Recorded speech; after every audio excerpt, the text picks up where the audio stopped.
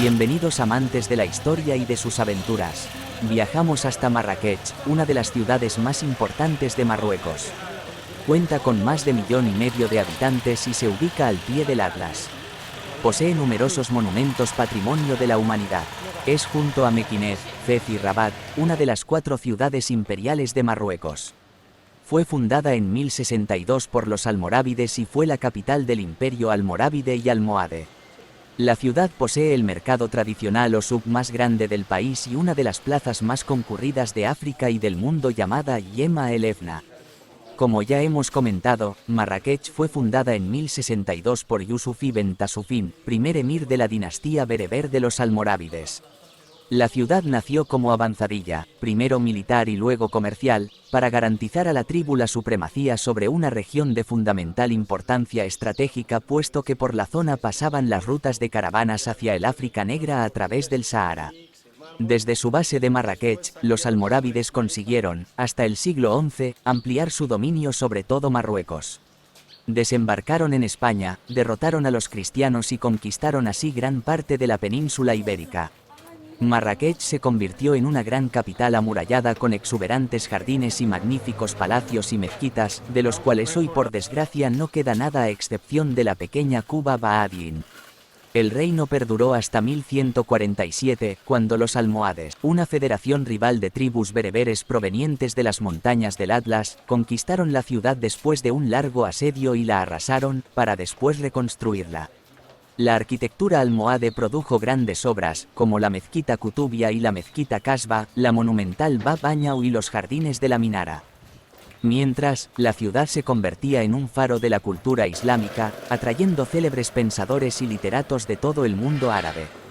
Pero después de un siglo de dominio, también la luz almohade se apagó.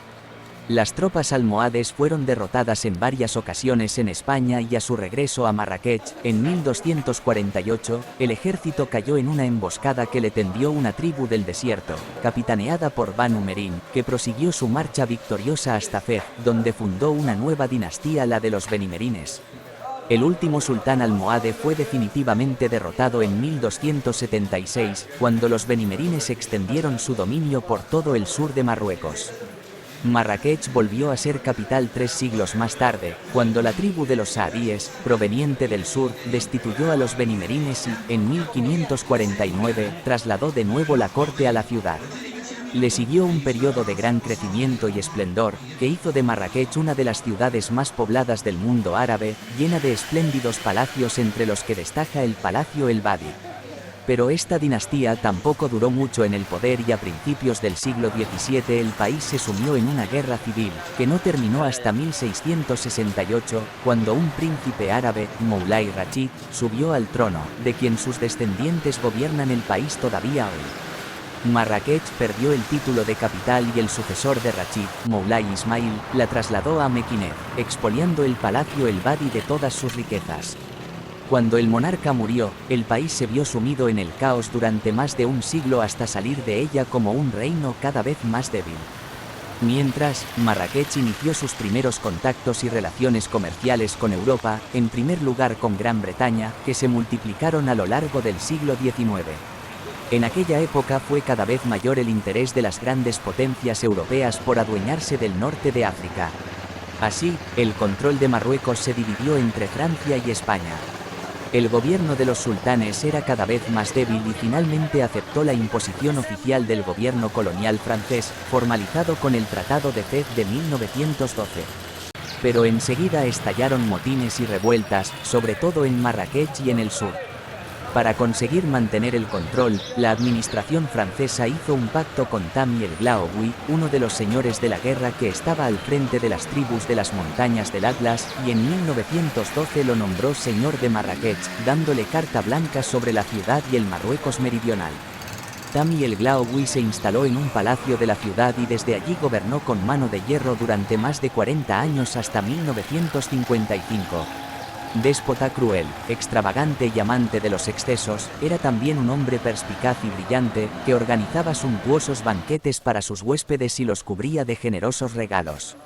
En los años 30, la administración francesa construyó la Ville Nouvelle fuera de las murallas de la Medina, una verdadera ciudad con amplias avenidas arboladas, edificios modernos de estilo morisco, escuelas y hospitales, mientras la Medina se fue degradando poco a poco. En los años 30 también se desarrolló el movimiento nacionalista que encontró su expresión política en el Partido de la Independencia. Después de la Segunda Guerra Mundial, el seguimiento del partido aumentó e incluso el sultán, Mohamed V, empezó a presionar por la independencia.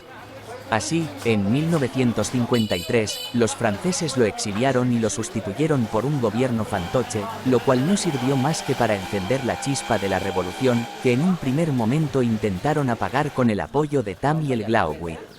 Pero los franceses ya estaban haciendo frente a la sangrienta revuelta de Argelia y pronto suavizaron sus posiciones y en 1955 dejaron regresar al sultán. Mientras, a principios de 1956, Tam y el Glaoui murió y Marrakech se liberó de su tirano. En marzo de 1956 Marruecos obtuvo la independencia. Los jardines de la Menara son uno de los jardines más famosos y fotografiados de Marrakech. Junto a los jardines se encuentra un hermoso pabellón cubierto de tejas verdes, conocido como Minza, que ofrece una vista panorámica espectacular de las montañas cubiertas de nieve del Atlas en el fondo. Es una imagen típica y pintoresca de la ciudad. Estos jardines son un lugar popular para las familias de marrakechíes, que vienen aquí para relajarse y disfrutar del tiempo en familia lejos del bullicio de la ciudad. Se encuentran en el extremo sur, a unos 45 minutos a pie de la plaza Yema el Efna.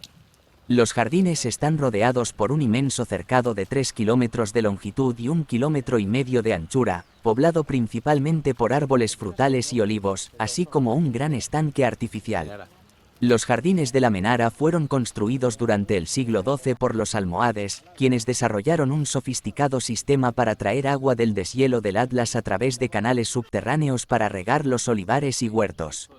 En el siglo XIX, fueron acondicionados por orden de Moulay Abder-Rahman, sultán de Marruecos desde 1822 a 1859, para su uso actual.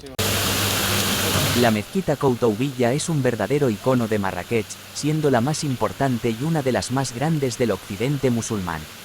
Su imponente minarete, que se eleva a casi 70 metros de altura, domina el horizonte de la ciudad y se convierte en el eje central de su paisaje urbano. De hecho, es el edificio más alto de toda Marrakech y está prohibido construir cualquier otro que lo supere, lo que demuestra su importancia y significado para la ciudad. La construcción de la Koutoubia se remonta a la época del gobernante Abd el-Mou.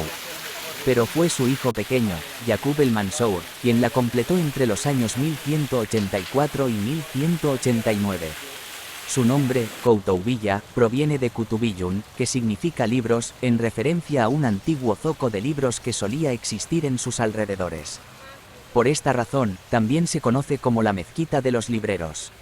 Aunque los no musulmanes tienen prohibido entrar en la mezquita, al igual que ocurre con la mayoría de las mezquitas, merece la pena contemplar su imponente arquitectura desde el exterior. La Koutoubia es un verdadero tesoro de la historia y la cultura de Marruecos, con su minarete elegante y sus detalles arquitectónicos intrincados que reflejan la riqueza de la tradición islámica. Así que, si visitas Marrakech, asegúrate de incluir la mezquita Koutoubia en tu itinerario. Su presencia majestuosa y su importancia histórica la convierten en un lugar imprescindible para conocer y admirar durante tu visita a esta fascinante ciudad marroquí. La mezquita está construida con piedra roja, antiguamente emplastecida, y tiene 6 habitaciones en sucesión, una sobre la otra. Fue designada de tal forma que se impedía que cualquiera mirara adentro desde el minarete a los harenes del rey. Incluso en la actualidad, tales restricciones están reforzadas impidiendo el acceso de Google Earth a los marroquíes. Los detalles arquitectónicos de la antigua mezquita y la nueva eran idénticas excepto por la orientación. De ahí que lo que era cierto para una de ellas lo era para la otra, aunque la primera de ellas ahora esté en ruinas. Está diseñada en un estilo almohade clásico y la torre está adornada con globos de cobre. El edificio, de ladrillo y arenisca, mide 80 metros de ancho hacia el este y 60 metros al oeste en dirección norte-sur. El muro de piedra del lado septentrional sostiene el muro de la antigua fortaleza almorávide. El minarete está realizado en estilo almohade y fue construida con piedra arenisca. Fue cubierto originalmente con yeso rosa marraquesí, pero en los años 90, los expertos prefirieron exponer la piedra original y quitaron el revoco. El exterior de la torre conserva solamente parte de su ornamentación original, habiendo perdido sus pinturas y mosaicos. Únicamente conserva una banda de azulejos verdes en la parte superior. La plaza de Jemaa el Fna es mucho más que una simple plaza, es el corazón latiente de Marrakech, un lugar que captura la verdadera esencia de la vida y la cultura de esta ciudad. Es un espacio mágico, tanto para los locales como para los visitantes, que ofrece una experiencia única e inolvidable. Durante el día, la plaza se llena de vida con puestos de zumo de naranja, donde se pueden saborear refrescantes jugos en medio del bullicio.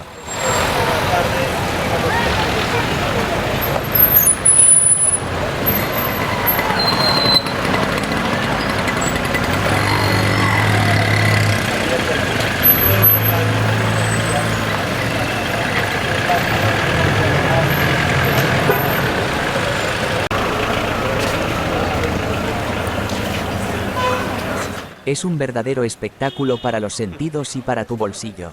Pero es al caer la tarde cuando la plaza de Jemaa el Fna alcanza su apoteosis. Los aromas de las delicias culinarias llenan el aire, y cientos de restaurantes populares comienzan a ofrecer sus especialidades marroquíes.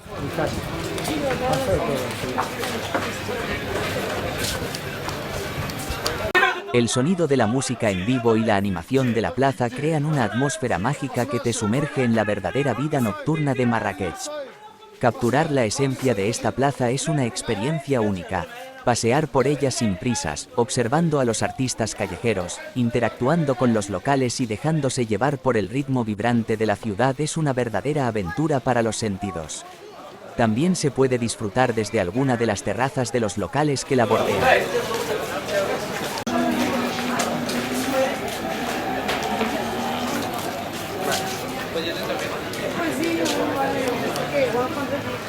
Por eso se puso la paleta delante de la cara. Claro. Hay varias hipótesis sobre el nombre de la plaza. Según algunos significa Asamblea de la Aniquilación, ya que era el lugar donde se ajusticiaba a los que delinquían. También se sugiere que asamblea o reunión es una referencia macabra al hecho de que se exhibían las cabezas cortadas de los ajusticiados rodeando la plaza, como si estuvieran celebrando una reunión. Otras teorías señalan que, puesto que la palabra Yami también tiene el significado de mezquita, Al-Jama o mezquita mayor podría significar lugar de la mezquita destruida en referencia a la mezquita almorávide que debió de alzarse a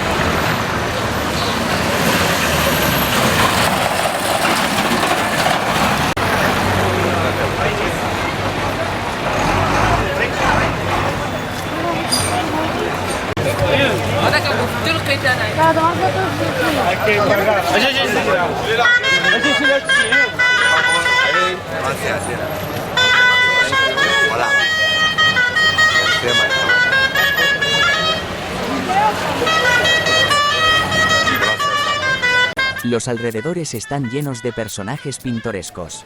Desde malabaristas y encantadores de serpientes que quieren cobrarte algunos dinares por grabar a su mascota, hasta monos adiestrados para posar en las fotos de los turistas y cuentacuentos que cautivan con sus historias fascinantes.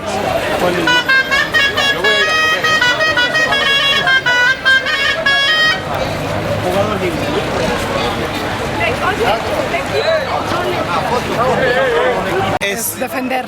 No, es seguir el ritmo, el movimiento. Seguir el ritmo, el movimiento. Ya no le hables, pues.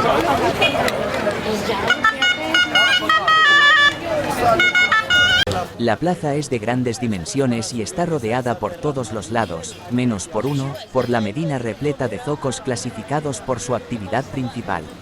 En los bordes de la plaza se han establecido un buen número de cafés, como el Café Francia, y restaurantes de todas las categorías, que abren sus terrazas hacia el espectáculo que se forma en esta monumental escena.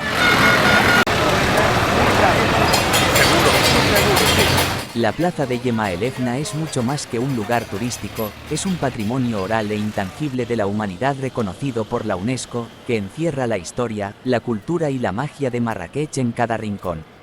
Es un lugar que te tocará emocionalmente, te sumergirá en una experiencia única y te dejará recuerdos imborrables de tu visita a esta fascinante ciudad marroquí.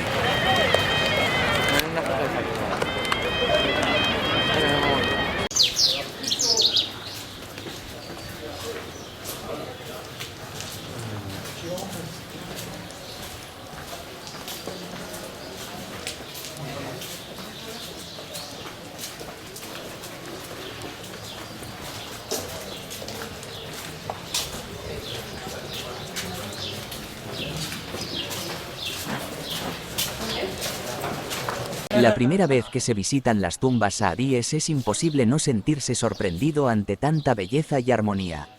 Es un lugar casi inimaginable en la bulliciosa Marrakech, que transmite una gran serenidad y donde intervinieron algunos de los más grandes arquitectos y artesanos decorativos del siglo XVI.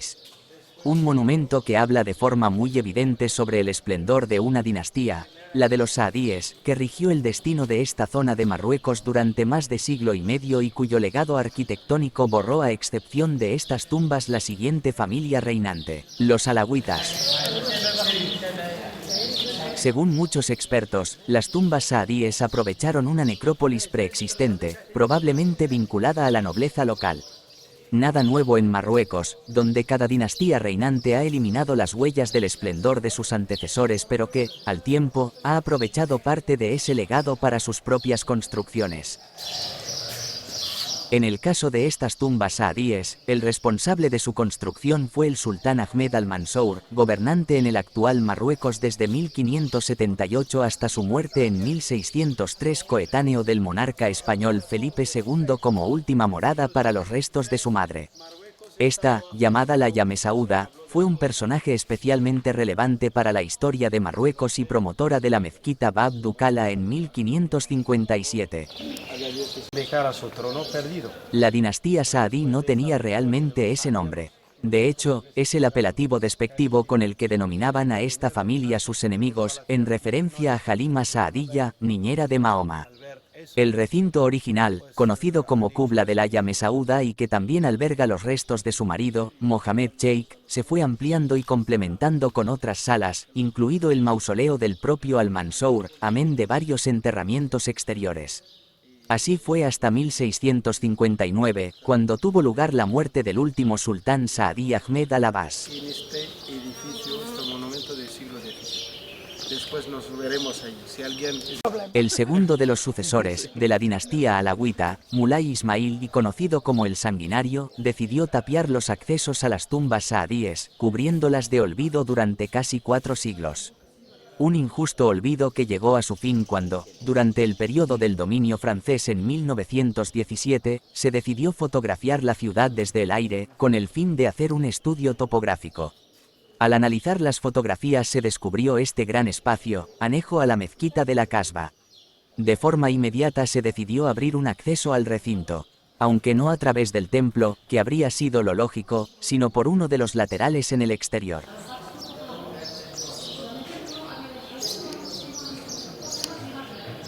En las tumbas saadíes yacen los cuerpos de más de 60 miembros de esa familia, junto a otras decenas de cuerpos que se cree pertenecen a nobles de su corte. Varias de esas sepulturas carecen de inscripción. Es parte de la... Sí. De la endurance.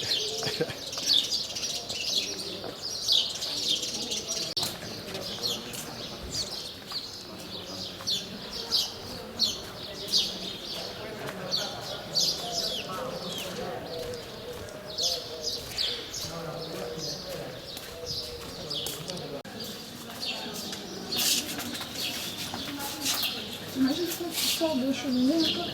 C'est fort, hein. C'est vrai que tu sens le courant d'air bien rapide, hein, parce qu'il fait frais, bien trop frais. Profite. C'est plus frais qu'à l'extérieur. Graba el techo. Hay mucho. Muchas gracias por acompañarme en la visita a este extraordinario complejo funerario de Marrakech. Hasta pronto.